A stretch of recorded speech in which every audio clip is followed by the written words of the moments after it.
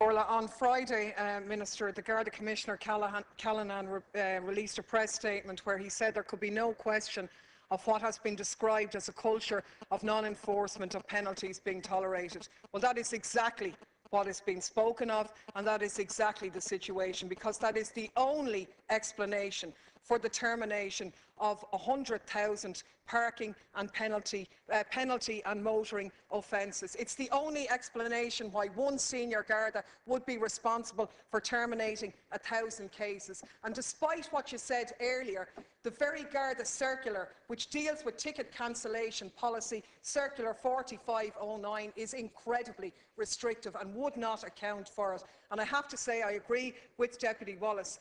The only conclusion we can draw is that this has been deliberately downplayed. The Commissioner has had this information since January, a Commissioner you appointed, whose contract you've extended beyond the normal life.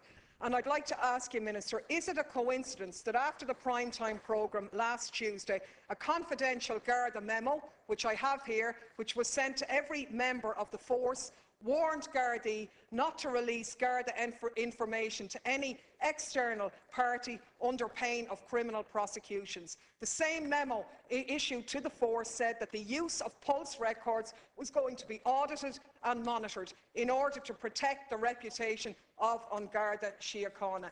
In other words, trying to intimidate whistleblowers who are entitled lawfully to go to members of the Oireachtas, and they're fully covered in law of that. Minister, how can you get to the truth when the Commissioner has known this since January and done nothing about it? He was warned about perversion of the course of justice by senior Gardaí on a massive scale, as you were.